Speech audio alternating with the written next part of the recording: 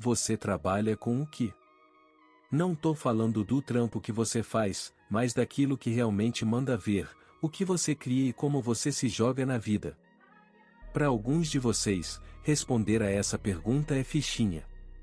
Já para quem está na função de gerente intermediário, tocando uma equipe de recursos humanos em uma seguradora, a coisa pode ficar um tanto nebulosa. Pensa comigo, nos últimos 100 anos, os trabalhos de serviços saíram de uma fatia pequenininha no mercado de trabalho para abocanhar quase 80% das vagas. Quando a gente ouve o trabalho em serviços, normalmente vem à mente imagens de garçons servindo café, vendedores ajudando a encontrar roupas ou caras que carregam a bagagem no hotel. E não tem como negar, esses serviços, por mais que possam parecer luxo, entregam valor.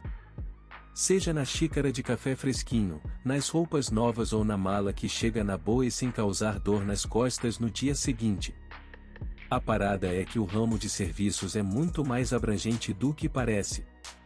Engloba todo mundo, desde os que ficam no atendimento de call center até os chefões. Na real, hoje em dia é raro encontrar um emprego que não tenha algo a ver com serviços. Isso rola porque muitas dessas funções pedem um monte de certificados especiais, vale lembrar disso, porque vai ser útil adiante. Agora, o que sou estranho é que, com o crescimento desse setor e o aumento dos empregos em jogo, a gente esperaria que o mercado, que é expert em ser eficiente, eliminasse as funções que não fazem lá grande diferença. E, assim, daria uns puxões de orelha nas empresas que ficam com despesas salariais inúteis, e daria um abraço apertado nas que sabem fazer tudo sem essas firulas, né? Mas a realidade não é bem essa. E para entender o porquê, é hora de dar uma espiada em como a grana funciona nos dias de hoje, para entender por que tem gente que só trabalha para justificar o próprio trampo. Vamos começar dando uma olhada no modelo meio bizarro do capitalismo avançado moderno. Para isso, a gente precisa voltar lá pro tempo da União Soviética. Eles construíram o negócio deles no orgulho do trabalho. Tipo, o Estado dizia que trabalhar era incrível. A palavra soviético basicamente quer dizer o Conselho de Trabalhadores, e o pessoal tirava onda do próprio trampo pra caramba. Só que isso deu ruim quando não tinha trampo pra todo mundo. Eles queriam que a galera tivesse emprego, aí muita gente acabou fazendo um monte de trampo sem pé nem cabeça.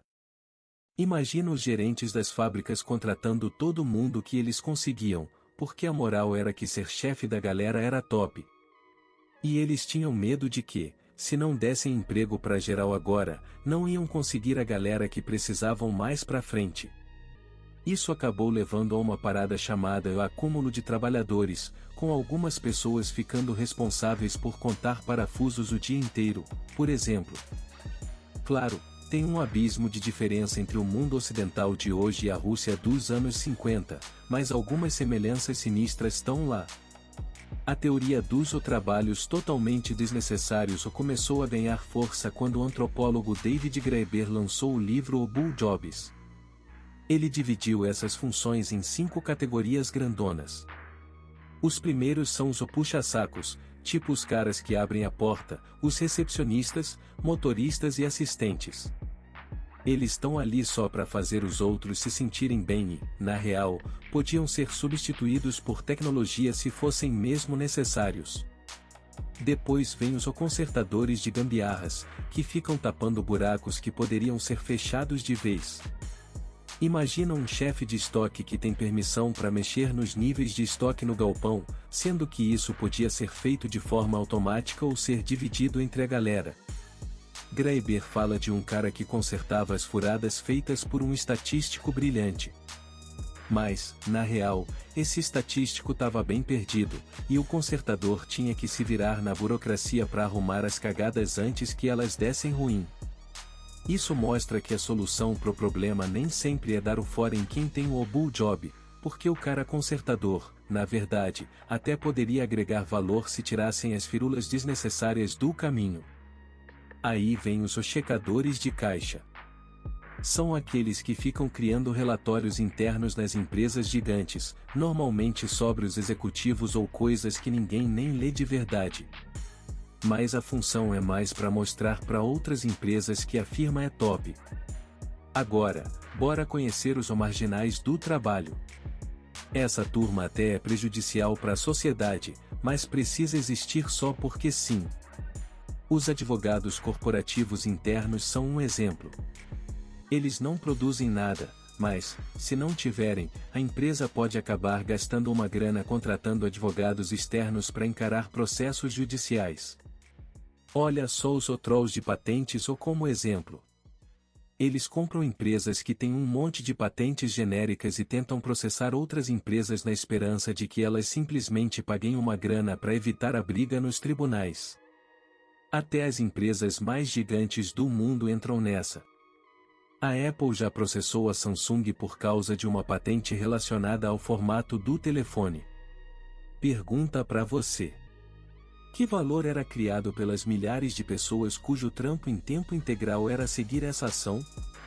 Além dos advogados, tem os lobistas, que lutam para mudar regras, e vendedores que só movem negócios de uma empresa para outra. Pode parecer que eles são o Bull Jobs, mas tem algo pior. Os mestres das tarefas só são os que cuidam de quem nem precisava de supervisão. Num cenário ideal, eles seriam líderes de torcida bem pagos, incentivando a galera a mandar ver no trampo, mesmo que ele não seja tão importante.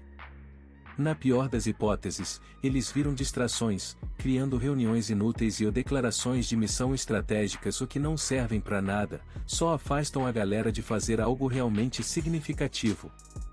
Essas funções podem se misturar, e tem muito gerente intermediário supervisionando departamentos que, no fundo, são dispensáveis, só que eles continuam por causa da hierarquia que faz parecer que eles estão no topo da cadeia. A pergunta é, como chegamos até aqui? A União Soviética fazia trampo de alta qualidade porque queria todo mundo trabalhando, e o povo estava orgulhoso do seu trampo. Mas nossos sistemas capitalistas deveriam ser mais eficientes, né? Bom, mais ou menos.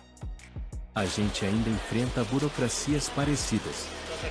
Seria fácil para as empresas cortar os Bull Jobs, mas, às vezes, os incentivos estão desalinhados com as decisões certas.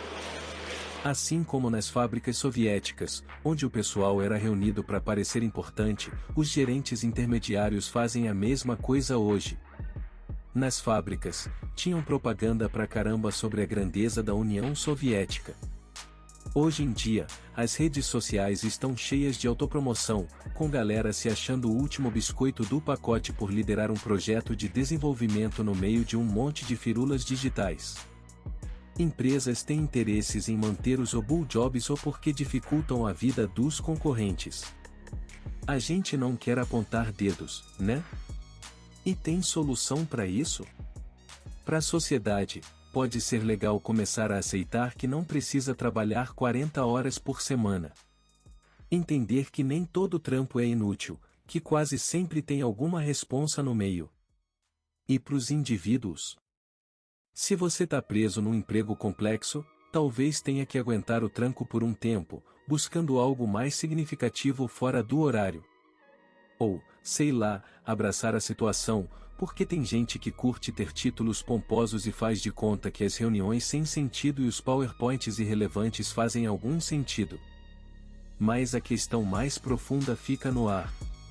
Como a gente muda esse sistema? Talvez a resposta esteja em repensar a nossa relação com o trampo, a burocracia e o valor real que a gente contribui. É isso, galera, por hoje é só. Se você gostou desse vídeo, deixe seu like, compartilhe e se inscreva no canal. Até mais!